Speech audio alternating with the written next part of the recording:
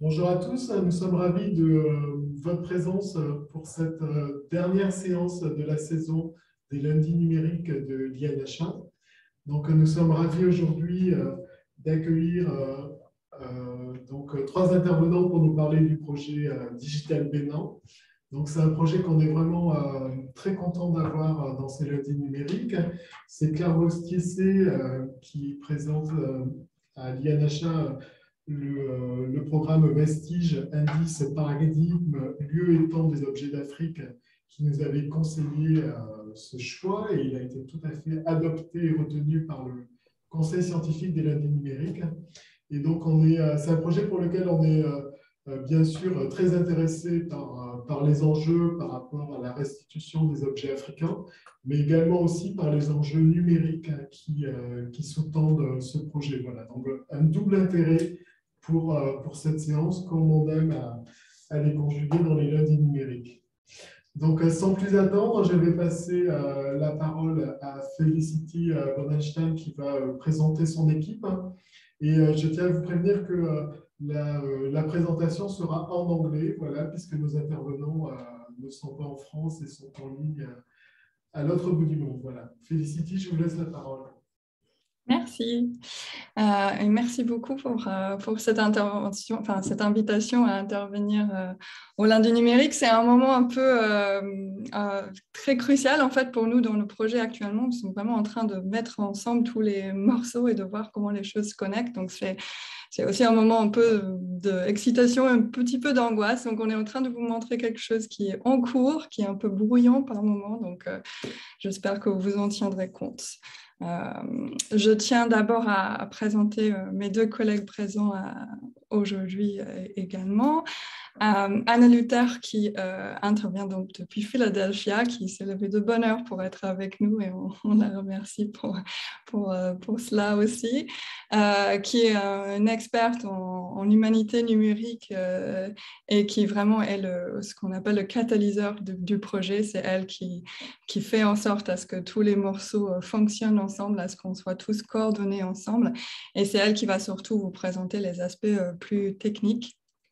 Et puis Godfrey Ekhator, qui nous rejoint depuis City au Nigeria, qui est donc le chef donc, de notre équipe sur place, qui est un historien et qui va vous présenter surtout le travail qu'il mène à City pour essayer d'apporter une perspective, ce qu'on appelle notre Benin perspective, à toutes ces données qui proviennent donc essentiellement de musées occidentaux et qui avaient bien évidemment besoin aussi d'être équilibrés par d'autres perspectives.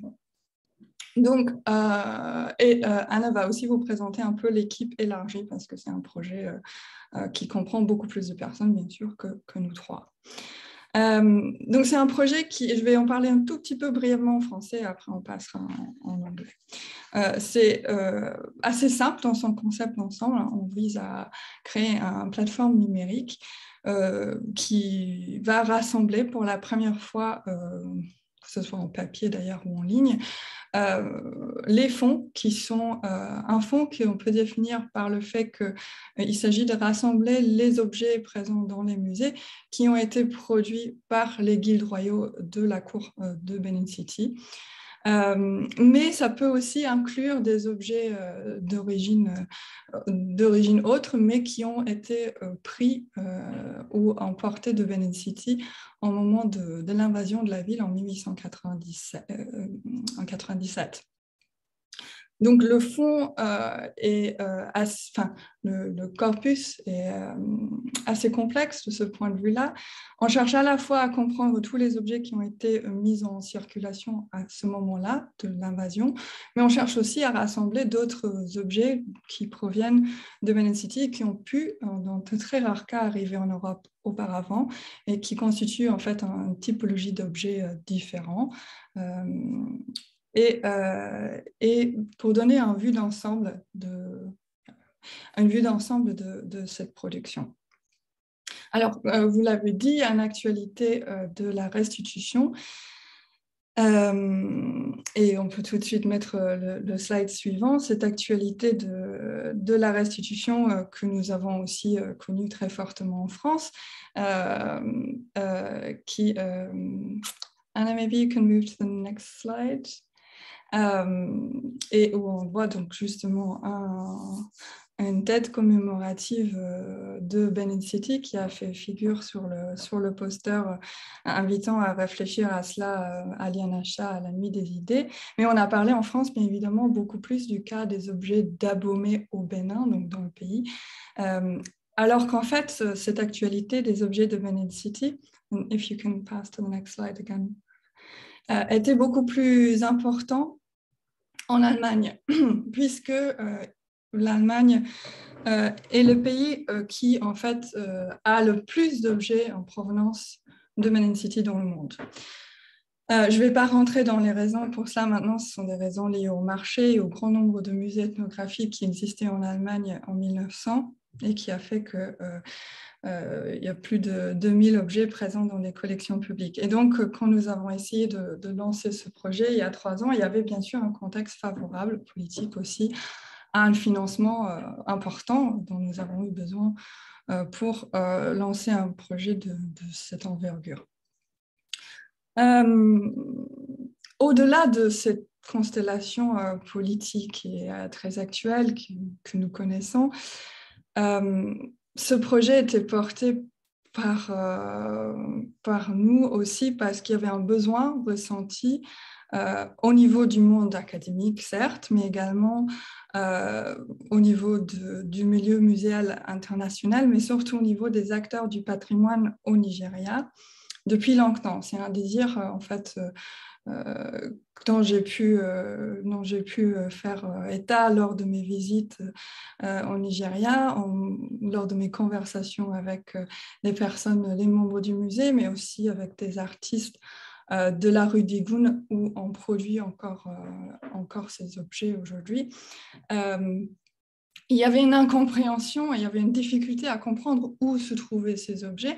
Et en fait, même si beaucoup de musées ont numérisé leur collection, il faut imaginer que quand on ne sait pas où et dans quelles institutions les objets se trouvent, il est très, très compliqué pour quelqu'un de les trouver, de les pister.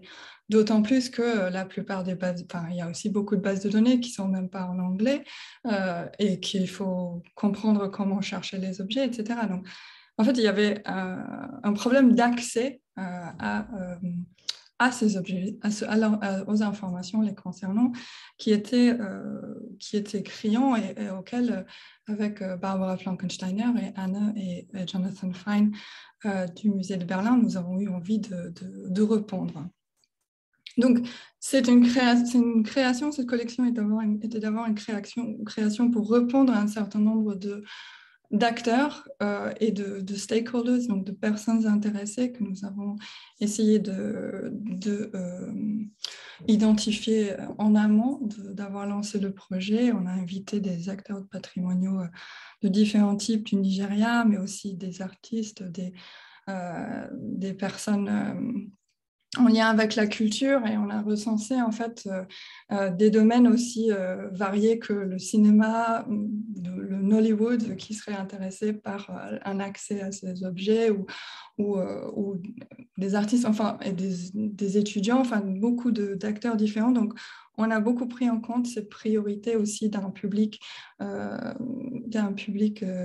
Nigeria qui aurait peut-être aussi éventuellement accès surtout par le téléphone à cette base, etc. Donc ça, c'est quelque chose du point de vue du public qui était important en pensant ce projet dès le départ.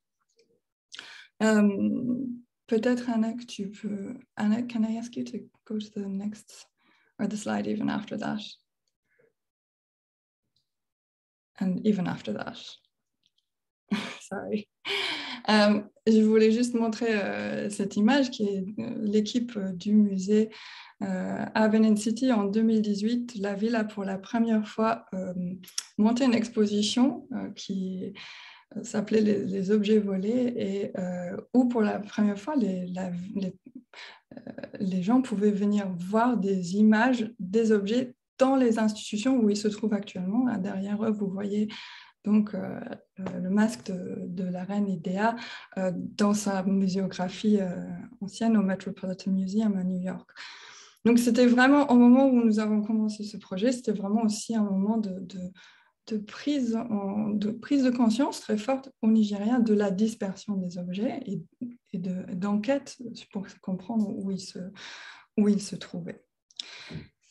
On pourrait revenir à cette question du public escompté pour cette base à la fin, mais je vais laisser.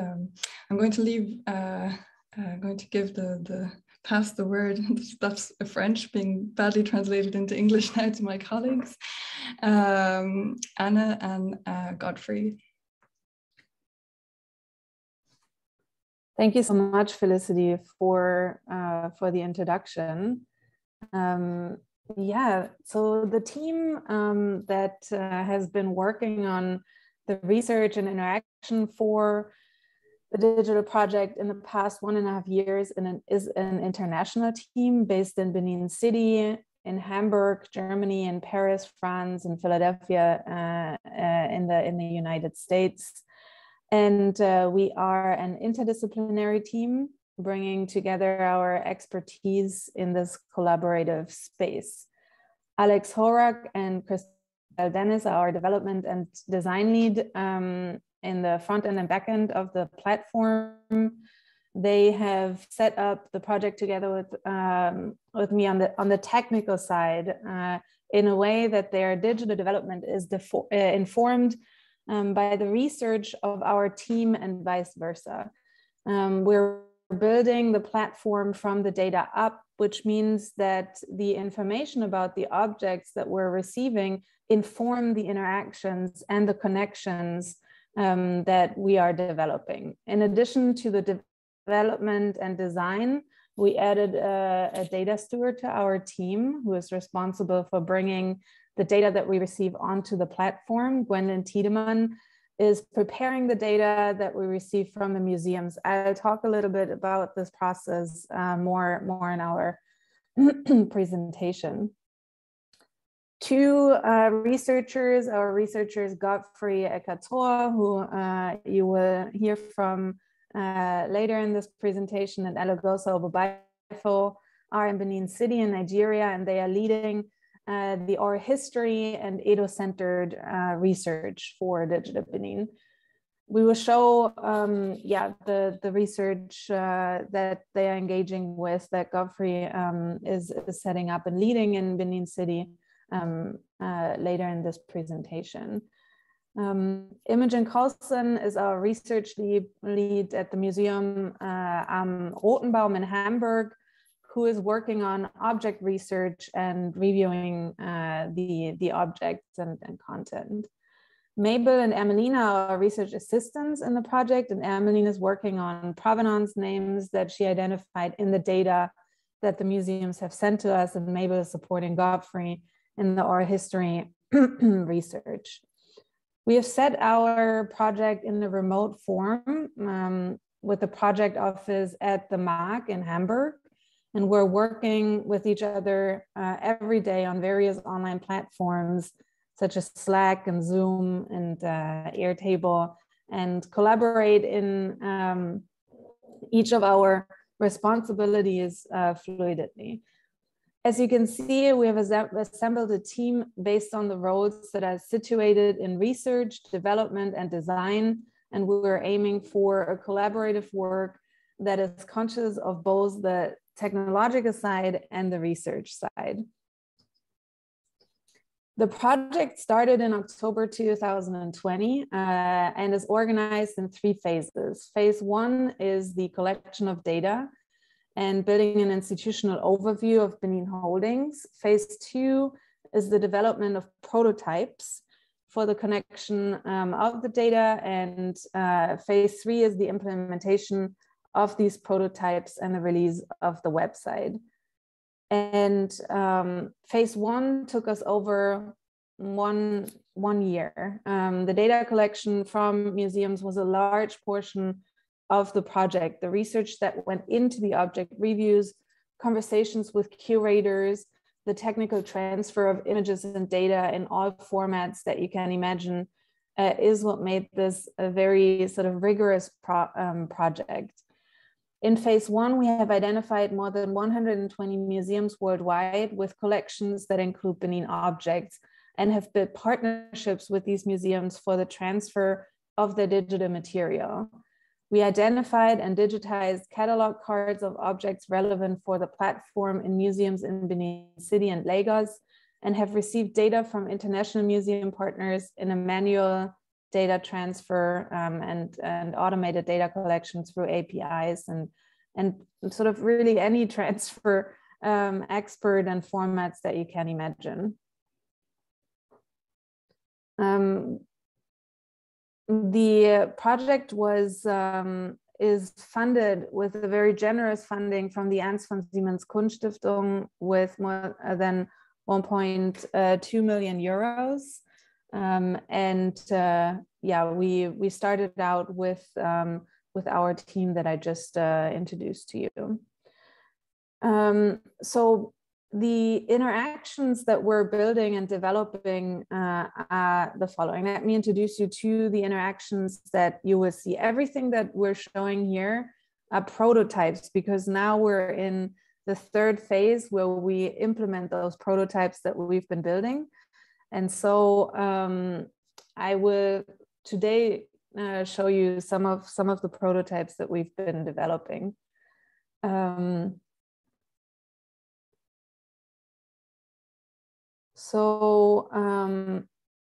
We are going to implement an interactive world map with all of the museums that are currently holding Benin objects, and the data transfer of the material that describes and shows the objects. We have set out this building of an interactive map and also of an object catalog in a way that does not change the data that the museums have sent to us. So we are receiving data in the way that the museums are storing the information about their objects. We're showing the way that museums have collected information and data about their objects in their collection. And then we're building a sort of metadata structure that connects these data sets that we've received. So our users can search and research in a catalog across over 124 data sets that we have received, and access museum pages showing objects in an institution, sort of objects with all of the digital material, which means images and the data that we've received. We're also going to build, we're also currently building an interactive map of the Kingdom of Benin with interviews and documentation of a cultural embedding. A new research that we have started in regards to the Benin object is an Edo object catalog, which shows the Edo designation for an assigned object group that our researchers have identified. And the provenance name index is something that we will hear from Felicity about. It's an index that shows the provenance names that we could identify in the data that the museums have sent to us. And some institutions have also transmitted archival data that will be made accessible. So the interactive world map will show the data that we've received from 124 museums in 20 countries, of data of around 5,000 objects that were identified by the Digital Benin parameters that we have set for the project. The interactive map will show a contextualization of the Kingdom of Benin and historic content. We are working with an artist, Ozaze Amadazun, who is bringing on specific icons for the map that will guide our users through the sites that we have identified in Benin, in Benin and surrounding local government areas. The object catalog will show all of the objects that we've received. Over 5,000 objects from 124 institutions at the moment that are searchable across all of the museum data sets, individual data sets that we've received, that we have connected in a way that allows us to see on one hand the original data of the museums, and on the other hand a connected catalog of all of the objects. We're also showing the objects on a page, so all the data that the museums have transferred to us will be shown on object pages. The museum pages will show the objects that one institution holds. And the Edo object catalog, or Edo catalog, is a research that was led by Elagosa Obobaifo, and she has identified 111 so far object groups within those 5,000 objects, and has brought in through field research through field research the Edo-specific terms and designations for the objects. And then we've worked with the artist Ozaze Amadazun, who brought visualizations of these object groups to the platform. And also, so our users can access the object groups visually through the Edo-specific designation, and also listen to the vocalization of the native language of each term. So we're bringing in the visual and the spoken language of the Edo language. The provenance names, I will not say too much about this because Felicity will talk a little bit in detail about the identification of the provenance names. And so this, to sort of summarize, before I'm going a little bit more into the detail of how we build the platform and how we work together, I want to summarize. So the first phase, the data acquisition and the sort of bringing the data into a format that allows us to connect the data, was the phase one for our project, which took us a good portion of the project over one year. The building of prototypes, our history interviews, and the research of objects started overlapping also with that phase. So the data that we received sort of brought the research about the objects with them, and also the oral history research that was led in Benin City. And now we're in the last 4 months of the project, where we're bringing on the prototypes into the front end of the project and are implementing the interface design and are launching the platform in late September this year. So in order for us to build these, the interactions that I've just sort of briefly introduced to you, we started to develop, our development and design team developed 12 internal software tools that are specific to this project. So we have, in the first phase, done a lot of research on the objects and the information that we're receiving from the museums in you know, a non-standardized way. And from that, we built the project with the software tools that were built specifically for the research that we're building from the data up.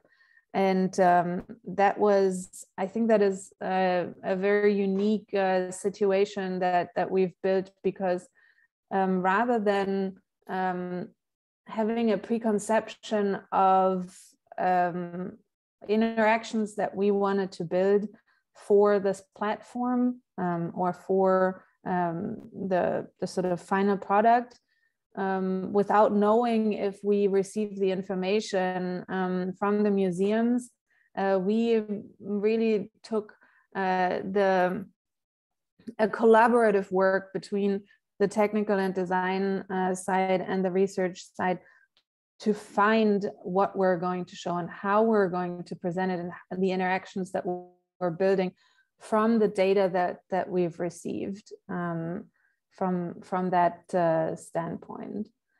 And so one of the interactions that we wanted to show is that you can access the museum sites and the objects directly through the place that they are currently located in. So this map is not only a map that shows the location, but you're able to access the catalogs and the data sets that the museums have sent to us, and from there sort of follow other interactions on the platform.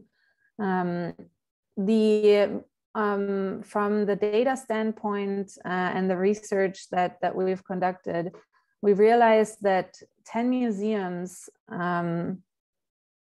with the most objects account for 2/3 of the transmitted data. So we had museums that like 10 museums that gave us a very good idea about the object diversity, and then sort of smaller institutions came and added to that research and the information that we've received. The largest object group that we have currently identified are the relief plaques in 55 institutions with about 835 35 objects. In order for us to identify the object groups, we had to research and sort of identify a controlled vocabulary of the object groups, which is based on rigorous literature reviews of existing literature, and also the field research in Benin City to identify those objects, and then going through all of the objects that we have received and bringing them and linking them into these object groups, so linking them to that controlled vocabulary. We've received 12,527 images, and the images in museums are often stored in a database that is different from the database that shows the collection data and information, the textual data and information. So for a lot of the museums, we had to match the IDs of the images with the IDs of the object information that we have received. And that was a long process for 5,000 objects to sort of communicate with the institutions and to match the images that we have received. We're making the images, we have received high resolution images and 3D objects as well, and we're making them accessible in a way that is the lightest possible web display that is still to a quality that allows our users to zoom in into the objects and to sort of see the best quality possible in the lightest way possible. And so not only did we link the image data, but also the metadata structures, because we have received 124 data sets that have we asked the museums to send them to us in the way that they are storing their data, which meant that we've received 124 or more data sets that did not in any or that did not show the same standard on the metadata level, which meant that we really researched the links between the data sets, and we have identified around 40 metadata fields or categories that we can see overlapping in most of the data sets. And so we have brought the linking process also with an internal software so that the fields that are overlapping and that show the sort of the same content or overlapping content are linked together. For example, here you can see in the Copenhagen National, the text Gegenstandsnummer is the object ID that we could identify also in other museums. The museums have transmitted between 4 and 191 data fields, but most of them are between 20 and 40 data fields. This is also why we have identified 40 data fields that are linkable. And the large numbers are mostly for image metadata, and the low numbers are where museums oftentimes didn't have a database that they are working with and sent us the data in formats such as text formats or documents. So Felicity, I want to give the word to you to present a little bit more about the unique provenance names research that you've identified. Yes, so this process of dealing with provenance in the project went through a lot of different stages because I had a very naive view of what the data would be like, and I was expecting to get provenance data from all of these institutions. Turns out provenance data is one of the categories that you get the least amount of information. Not always, it's a very variable situation, of course, looking at different institutions, and I won't name any names. But one of the things that became quite clear quite quickly was that it would not be possible in the scope of our project to kind of normalize all of this provenance data so that it would become completely readable, for example. But what we could do, and what we did do, was we decided to create an exhaustive list of all of the names of persons and entities and institutions related to the provenance history of the objects. And for obvious reasons, this provenance history right now is also extremely important for the future of research on Benin objects because of the question of restitution, amongst others. But that means that it is a question that a lot of museums are looking at right now. So a lot of museums have projects to dive into their provenance work. Some of it will be reflected on Digital Benin. For others, their data might arrive a little bit late. So we're at a point where a lot of people are working on this at the same time. So that's also something that complicates the situation a little bit. But I mean, it's a good thing all in all.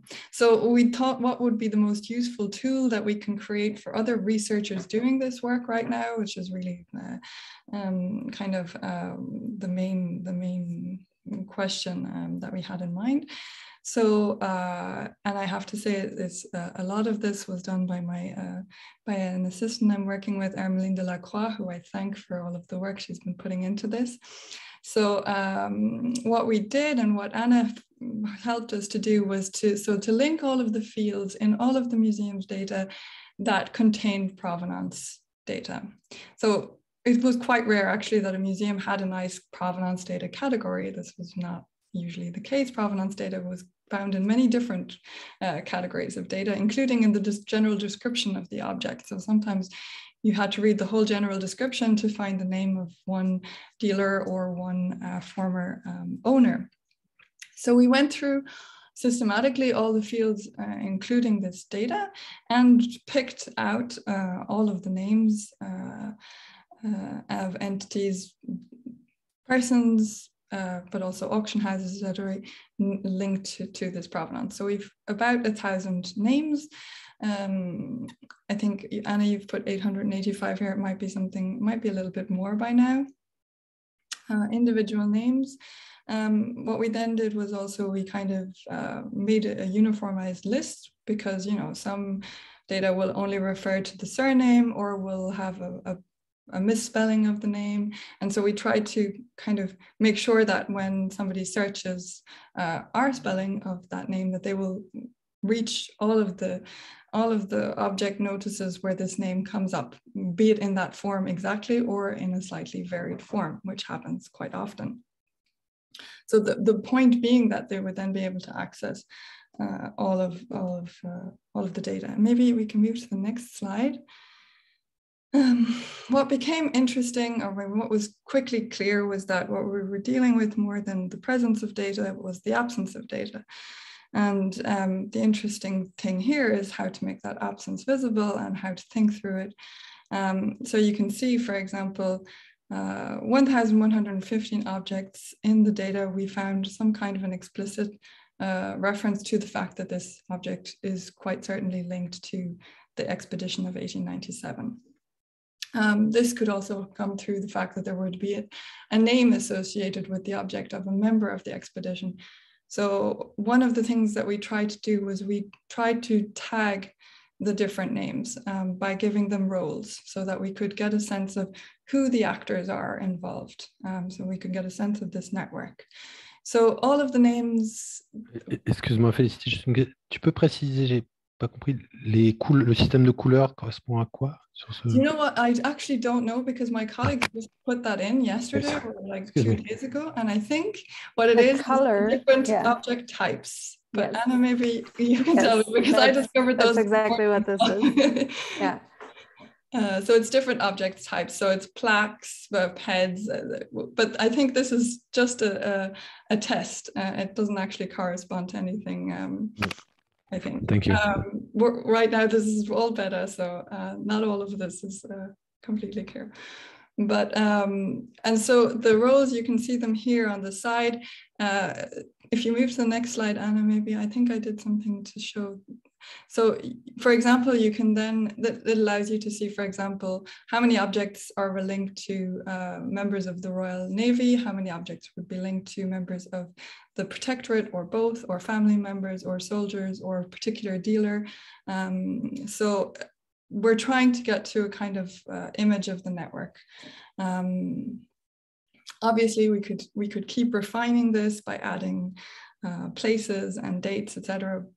But time being what it is, we have decided to concentrate on roles, on getting the list of names right, on adding biographical information, on a kind of, not on every one of the 800 names, because it's not something that we can do with the few months that we had to make this happen, but we have made a kind of a priority list. So we're focusing on members of the expedition. And Anna, if you can move to the next slide. We're focusing on members of the expedition because that is kind of always the missing link in terms of provenance, or generally. Most of these objects were taken as private loot from the expedition. So, and that's how we also know how much provenance data is actually missing, because if we look at somebody like Galway, we find that there are 3 objects related to Galway. And from other data and other sources, I know that Galway took at least 60 objects away with him. So that gives you a sense of the differential between the data that the museums have and the data that they should have. And there are lots of other examples we could use to show this. For me, it was a real eye-opener to see how few of the objects are associated with names of the provenance of the expedition. There are many other expedition members who, most of the heads of the expedition left with at least 50 to 100 objects. So clearly, when you only find them being related to 6 or 2 or even just 1 object. Also, there are a lot of members of the expedition who I haven't found in the museum data, but who I know did take objects. So I know that that data is just missing. And so right now we're also wondering, should we add names that aren't actually in the museum data, but that will come up in provenance data in the future, such as members of the expedition, so that researchers at least have the names of all of these people. So this is a part of the project which I think will grow a lot as we move on next year, when we're going to be adding archives, other archival sources than what is in the museum data, such as museum sales catalogs and other sources. But that's a project for a bit later. So right now, what we focused on are these names and are getting this list as clear as possible, and on making sure that this list allows other researchers doing provenance data to know what are the major sources out there and what are the other objects that are related to these different persons. And I think that's all I will say about that right now, and I'll leave the floor to Godfrey.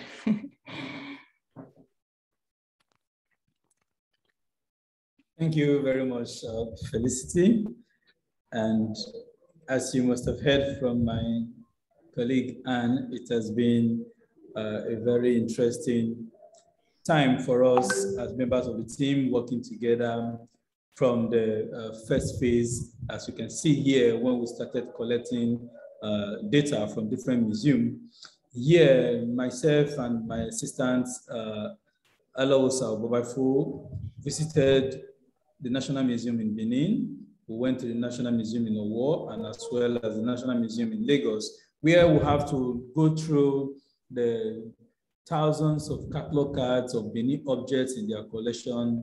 And then for the first time, we were digitizing these catalog cards that carries Benin objects, whereas unlike for other museums where we were not digitizing for the first time, but rather, as Hannah said, we were connecting through API or the digital, what has been digitized by other museums. But here, for the case of Nigeria, Digital Benin was given us for the first time for the Benin Museum, and in particular the National Museum in Lagos, where we have a lot of Benin objects, the opportunity to carry out this digitization. As you can see here, curators from the National Museum in Lagos were right on ground, they were at hand to help us sort out cards. And then we also go through this sorting by looking at our own digital Benin parameters, because there were objects who were very recent, who did not fall within the parameters of Digital Benin as a project.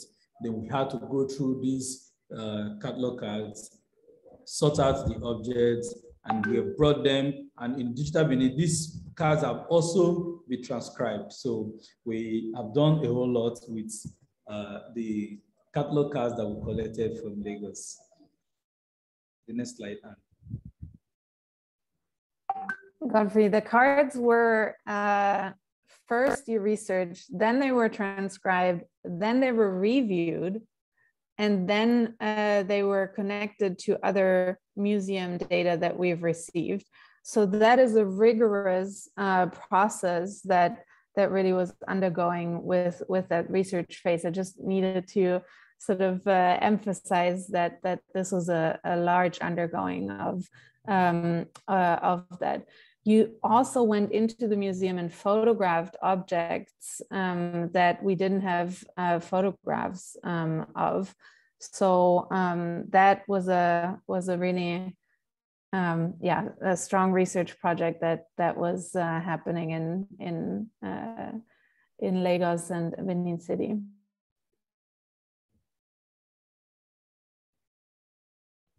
So from what Anna said, and having done that, we started gradually the second phase. And so even in the second phase, the review of the cards were still going on. But we went into the field, and our focus was to contextualize the historical embeddedness of the object, to as well as to look at first production of this object, the different guilds. We've interacted with the bronze casters, we interacted with a guild of carvers. We try to also look out for other guilds who are also interested, who are also involved in object productions, like the Owina, who are the weavers that we could find. And then we also try to identify the different, like the map will show us, we could see that we try to identify the different parts of Benin Kingdom where you have all these guilds who are in service for the king and who are in service of the kingdom, who produce different types of objects and how these objects are used. So we went to the Igun streets, we went to different bronze casters, and we went through a whole lot of process of the bronze casting, right from the stage of creating the core, to the waxing design, to the serpideo process, to the finishing of the bronze object. And from that particular aspect, we were able to also make these bronze casters, members of this guild, tell us how they get materials, how they source their materials, and how they get inspiration for this production. Because most of the objects that they produce, although some could have contemporary influence, but we are actually still influenced by the old tradition of bronze casting in Benin Kingdom, showing that there is still a strong sense of continuity despite the invasion of Benin, despite the dispersal of this object. The method of production over the centuries have continued. And interestingly, that's myself there, looking at how these objects are being used in the traditional cultural context in which they've been separated from.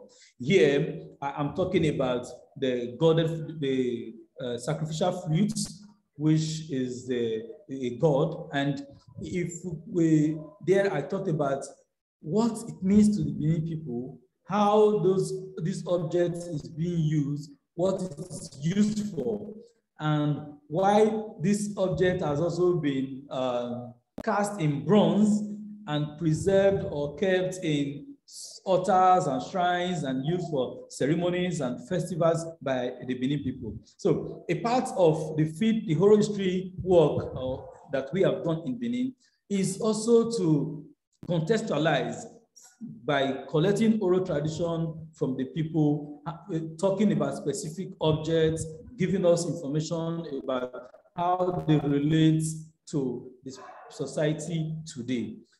And in the third video, we'll look at how significant are these objects to the society of origin. Where are these objects, where these objects are of more historical and cultural relevance? We'll look at festivals and ceremonies that are going on in the Benin Kingdom, even as we speak. If there are festivals, we'll look at how these objects are used, thereby talking about the significance and functions that this object function in the daily life of the Benin people. Here, we interacted with a family. We were with them, and they were carrying out a very interesting family ceremony. And there we saw how they create the popular rattle staff, we call it okure in Benin Kingdom, and how they use it as the ancestral staff that we find everywhere. We found out that even today, the Benin people still find this ancestral staff as a very important and significant functional part of the society, particularly in the rite of passage from birth to death among the Benin people. That the Benin burial funeral rite is complete, particularly for enabled chiefs, important male figures in society, by the production and institution of the ancestral staff, and for it to be kept in the family ancestral altar. So here you find elders of a family who are seated before the family ancestral altar. And then they also went ahead to educate us about how this object is produced, what materials are used for the production of this object, and how it is prepared before it can be used for such ceremonies and festivals among the people. There was also a very interesting ceremony we witnessed in the course of our field work, where we met the installation of a village head. And during the installation, we could see that in most of the plaques we have in very many museum collections, I think in some of the plaques that we've also shown in this presentation, you could see the Oba standing at the middle. You find two sheep by the side holding the hand, which shows the support of the people for their leader. And that particular plaque also shows you how some very important state festival, like we call it the Odogwa Festival in Benin Kingdom, is carried out by the Oba. So in that festival that we witnessed, we saw that apart from, or in addition to the Oba of Benin Kingdom, the people still show support to the various leaders. And this contemporary festival gives us a sense of how the people have, beyond ancestral staff, use plaques to document their history, use these festivals to reenact their history and culture in their daily life. And here, the last video of this woman you're seeing capture or encapsulates a lot of what I have said. That in rendering songs, most and very many oral tradition comes to mind. They render these songs, praise for the Oba, songs for various festivals. You could feel that in Benin Kingdom, these songs will connect you to these festivals will connect you to the cultural significance of the objects, and these objects are connecting you to how they are being produced, how they function in the society, what they are produced from, and what it means to the people. So the lady here was singing for us a very sonorous song that has to do with the praise of the king. She also performed for us some songs that had to do with historical accounts. And we also met some other reliable informants who did for us some songs that reenact or recount very, very important historical trajectories in the life of Benin Kingdom. So this, for Digital Benin, with the very knowledgeable catalysts that we have in Anluta and our team members, the digital experts with Chris and Alex, these are being connected to the objects where the oral history that I've collected is telling us, will be giving us insights into these different aspects of the life of the Benin people, which shows us that the Benin people have a living culture, and this object that we are seeing are a documentation from generations, centuries gone by of this living culture that is still being reenacted in the daily life of the people. Thank you very much. Thank you, Anne. Thank you, Godfrey. Could I just add that we decided not to show any of the videos because there are some copyright issues with them that we haven't managed to sort out. It's a pity because they're really, some of them are really beautifully and very well filmed by Godfrey. Thank you very much, Godfrey. And I also wanted to add, in case you might have been surprised that we had that we went to the museums in Nigeria. It's important to know that quite a lot of the objects that were that are in Lagos now and that were actually part of the loot in 1897 were bought back by Nigeria since the 50s. And so that's why there are actually quite important collections in Nigeria as well, but also collections that were made in the field at the beginning of the 20th century. And one of the big, I think great things that the project did is will connect these collections which have been very isolated from the collections elsewhere in the world because there was no way for them to communicate. We'll be connecting those again. I think that's it's one of the really great points of what Godfrey has done in Nigeria. Okay, thank you very, very much. They have many questions because your project is very exciting and a birth project. And otherwise, maybe I'd like to come back about the data. How do you cross the European descriptions and a kind of post-colonial vocabulary? In other words, do you create some new vocabulary? Sorry, and for example, in Yoruba, or yeah, how do you manage this question of this issue of language and post-colonial or colonial language? Mm. Do you want to answer? Maybe Godfrey. Thank you very much. Yes, you see, as Han, in the course of Anne's presentation, she talked about bringing this museum data, just 124 data sets, the way this data are stored in the museum. And what we've done in Digital Benin is to find out that to create a Benin-centered perspective, the language aspect is it, apart from the oral history and the historical content. The Edo language is a spoken language.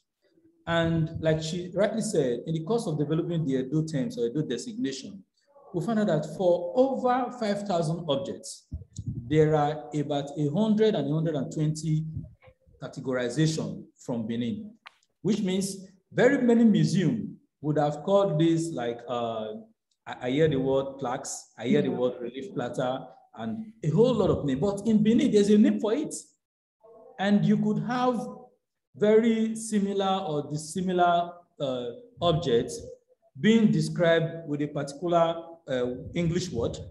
And it's far from what the Benin people who produce these objects call them. And in Benin, the description or the name for this object could be as just describing its function, its use, or its mode of production, or its material type.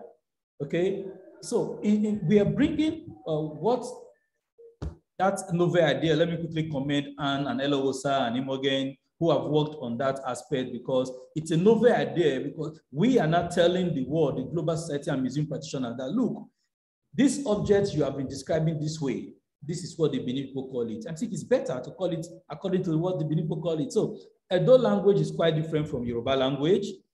Okay, so there is no mix-up about that. And it was very easy for us to work with language experts to review what has been developed and to ensure that they meet what linguists, we have professional Benin linguists now who are also trying to create a very good acceptable orthography. And so we make sure that these come up to date with the orthograph that the linguists are using now. Unlike before now, where you could read 2 or 3 Edo tests, you find them talking about the same thing, but a little discrepancies. But we've followed up with them, with the professional linguists, to see that we are giving these Edo terms according to linguistics specification. So the Edo terms are according to Edo language. And I want to add to this because there is a difference that I have learned in this project of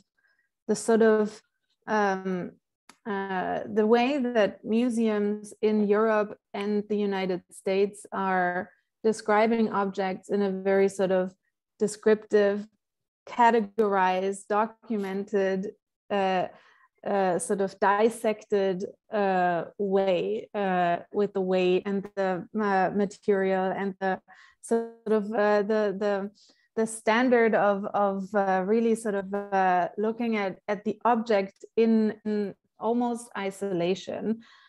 So the descriptions are based on a very object-oriented dissection or information that the museums have brought on.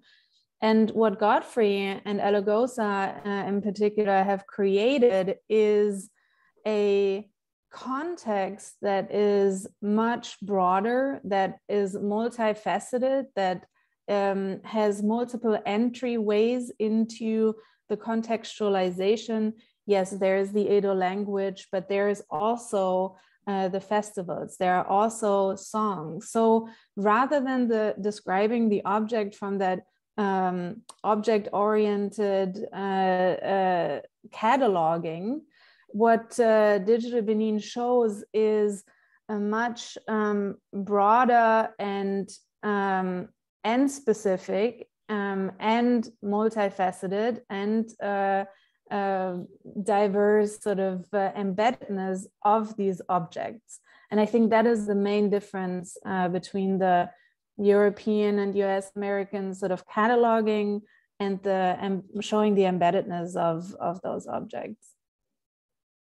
And what's really nice is that we will see those side by side nearly. And I think that in itself, there won't be any specific critique of how the museums have described their object, or we're not creating a post-colonial vocabulary of how the museum should talk about an object. But I think quite simply by giving an alternative and by also showing that there are these different voices that can speak to the objects, that's kind of how we have chosen to I guess, be in some way post-colonial, but it's not really something that we've been, actively seeking out. It's just that this is how the team has, how the team thought about.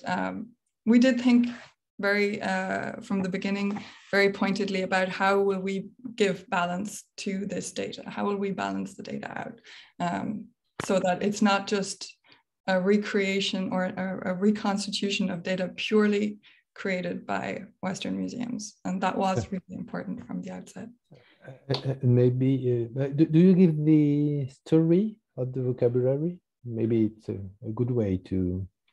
The story of the of a name and the time. Yes, the Alagosa has provided descriptions for all of the terms, for all of the Edo terms. There is a description of the Edo term that has been written by Alagosa, and there's also a description of the European terms used to describe the objects, which Imogen, who's working at the museum in Hamburg, has provided. And so you can see very clearly the two types of approaches. And obviously the limits of the translation are described because some of the words do translate, but not completely. So we have an English term. Alagosa has tried to provide a translation or has provided a term which doesn't correspond and explains why it doesn't correspond to the English term. So yeah, those translations and their explanations will be shown side by side. And the terms change during the time, with the time. Yes. We haven't necessarily always that information exactly. Yeah, sure. So. On va laisser la parole à Federico. Une question. Yes, good afternoon, and thank you for this presentation. Federico Nur, I'm the head of the Digital Research Service at the INHA. I'm really interested in the data side of the project. So I would like to, I have many questions, but I focus on one.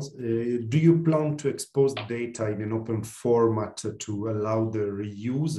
And I would like also to know if, because you harvest data from museum, and then you also do provenance research.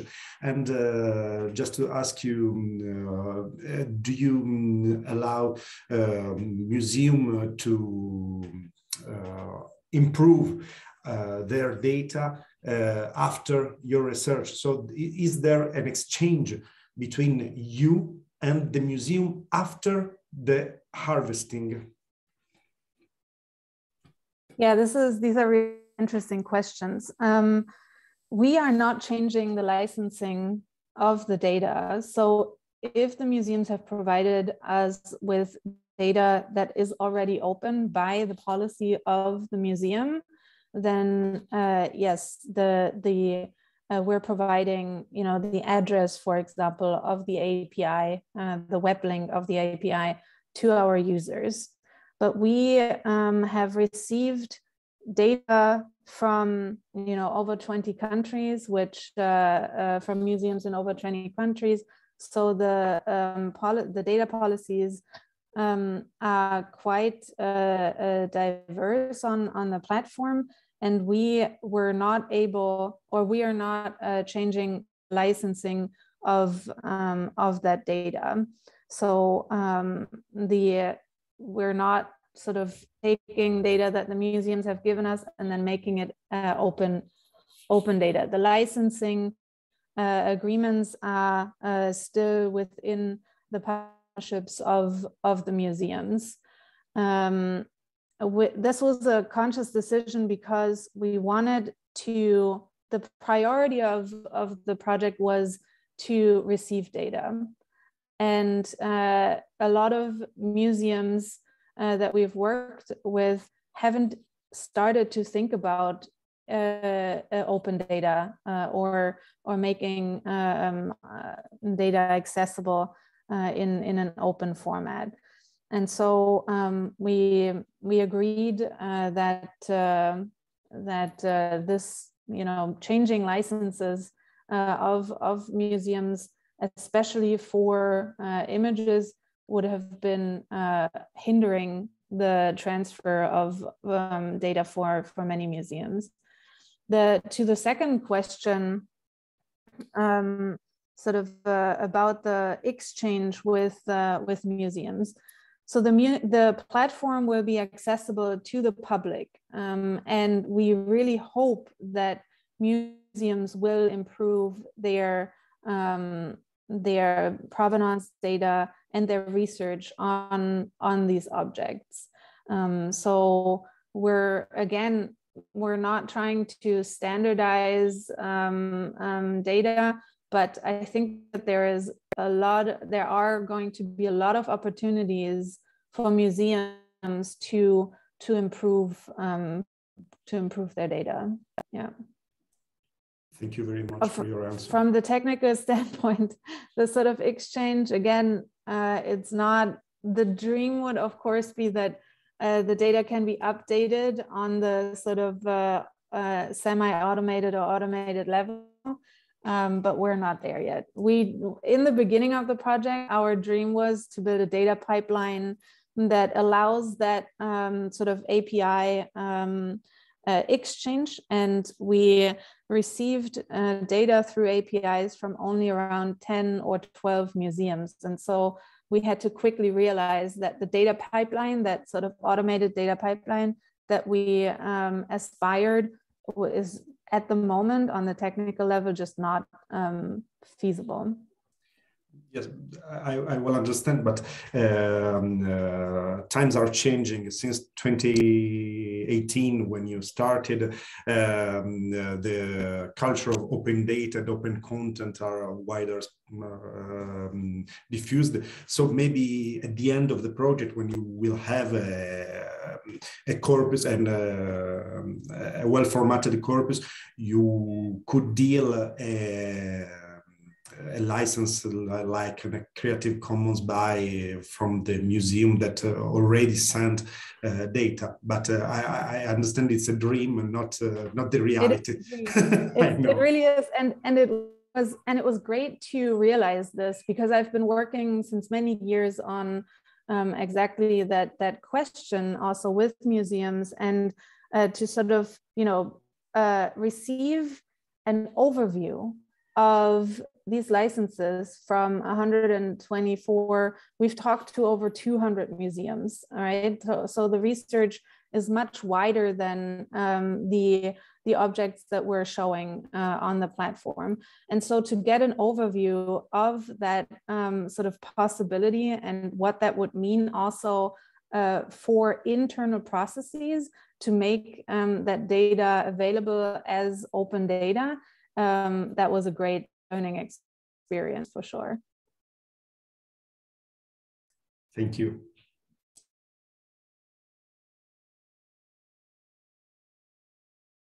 Pardon, je n'avais pas allumé mon. Est-ce qu'il y a d'autres questions dans la salle? J'y vais, mais je ne tiens pas le crachoir. In terms of design, how to show the links, related links between names, objects, places. Do you have some idea about that? I think Godfrey is laughing because this is a discussion that we have had since the beginning of the project. What are the links that we can build? And so there are a few layers to this. On the data level, we're showing the links in filters that we're providing on the catalog. So our users can see the metadata structure that we've built to link the data across these data sets that we've received.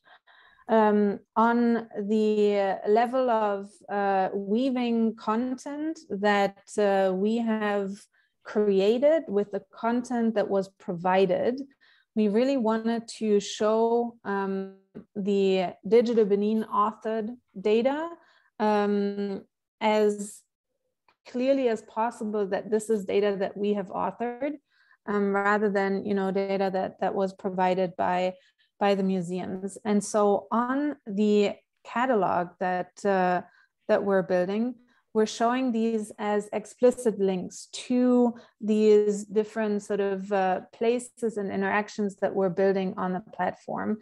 So in the catalog, we're weaving these by, for example, showing provenance names, and then we show the names, or Edo designation, and then we show the Edo designation, and that will lead the user to the Edo designation space if they want to interact with those links. In terms of the historic content that Godfrey is producing, we have two entry points. One is the map. So on the map, you have sites that are described with text, and within the text, we're hyperlinking other content that was produced in the historic content, but also Edo designation. So, for example, if in a specific guild an object is mentioned as an example, we're showing that object, we're linking that object group, and our users can then interact with that object group again in the Edo designation or in the catalog.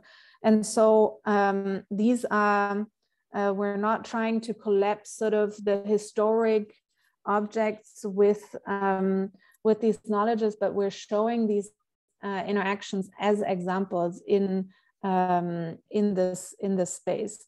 We also have an Edo glossary and also the descriptions of the videos, and the same there. There are links that the user can interact with, explicit links, but then there's also hyperlinks that we've created in the descriptions and the text. So the weaving of the content that we've created is on multiple levels and in different interactions that we're providing for our users. But these spaces that we have introduced today, they are highly interwoven.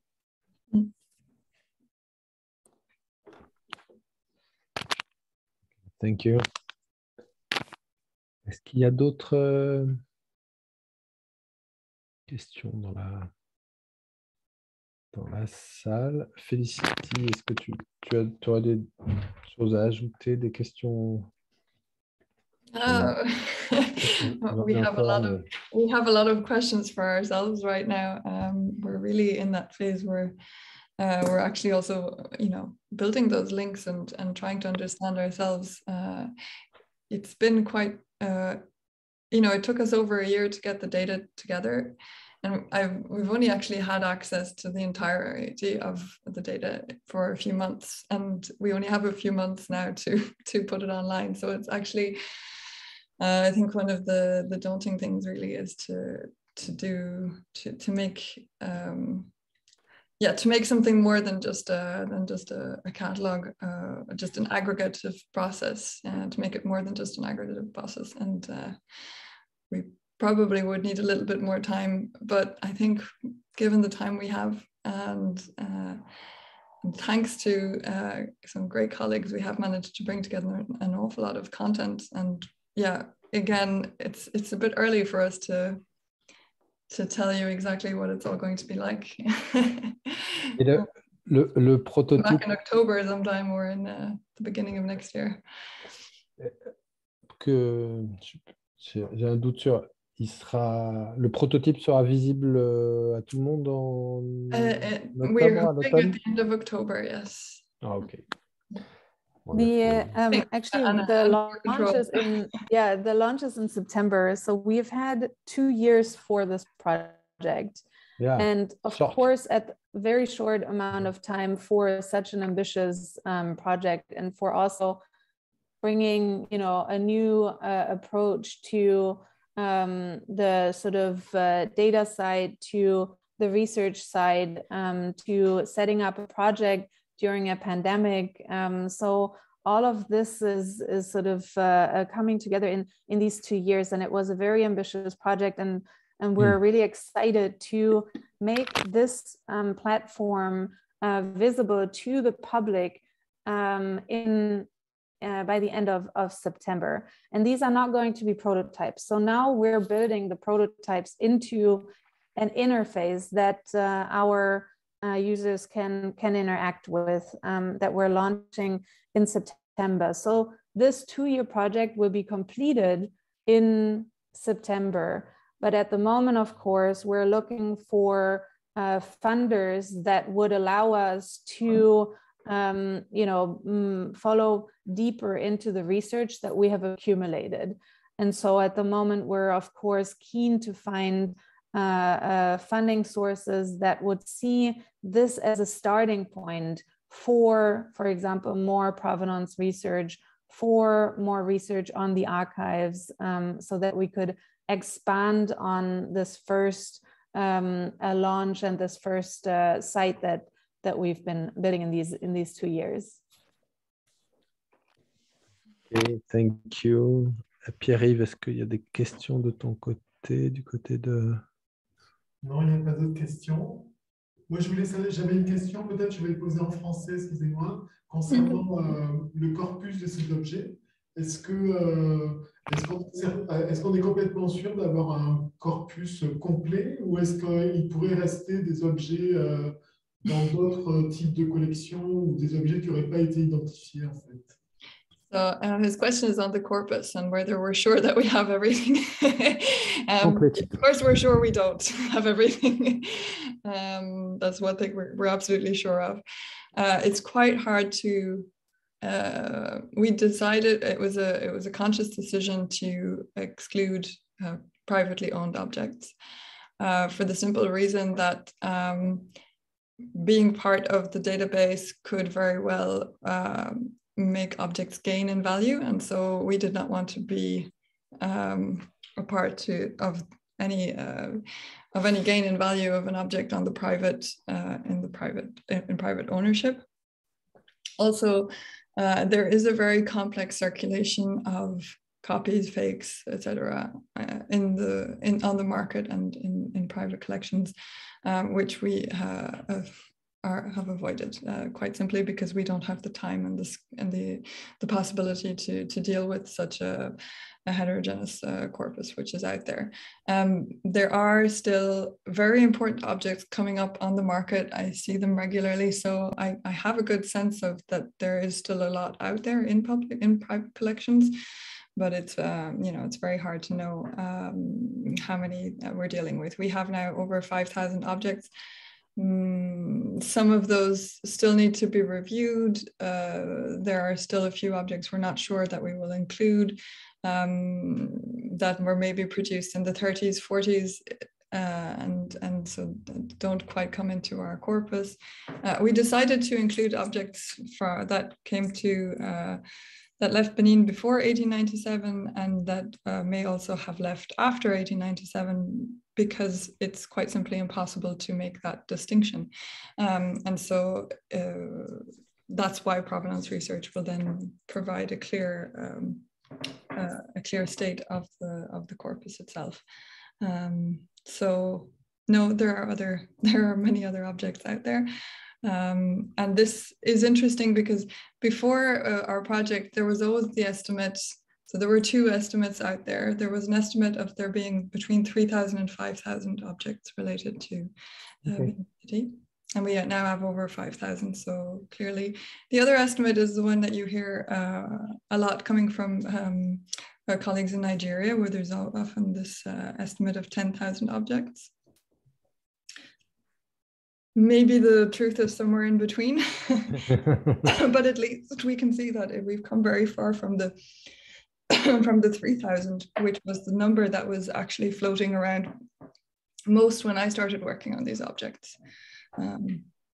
That was kind of the standard go-to figure that people were throwing around. So we can see that you know, these things are shifting a lot as we gain more information about them, and they will continue to shift.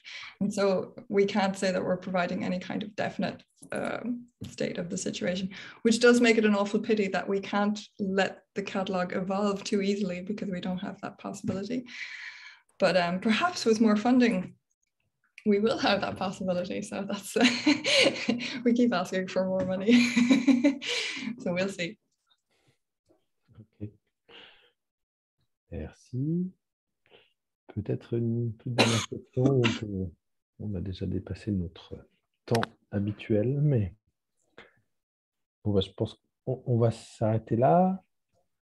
Merci beaucoup à tous spectatrices et spectateurs. Thank you again. Good afternoon in Benin City and Paris, and good morning in US. Thank you, Anne. Thank you, Godfrey and Felicity. Je repasse pour conclure la parole à Pierre-Yves. Merci beaucoup pour cette très belle séance. Et donc, je vous invite, donc c'était la dernière séance de la saison, et donc je vous invite à la prochaine séance qui sera le 12 septembre prochain. Et donc, on parlera d'annotation sémantique et d'utilisation du triple AF sur OMKS avec un projet qui s'appelle PACHA et qui vient de l'EHESS.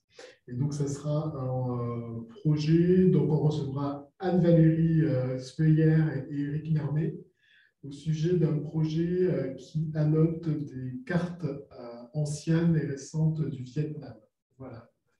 Et puis, je rappelle, ça fait un peu promo tout ça, mais que les séances du séminaire sont disponibles en ligne et que c'est vrai qu'on essaie de faire pour que ce soit des outils pour inspirer des projets en cours. Voilà. Encore mille merci, Felicity, Merci. Anne et Godfrey. Merci pour l'invitation. Thank Bye you so bye. much. Thank you. Thank you so much. Bye. Have a good day.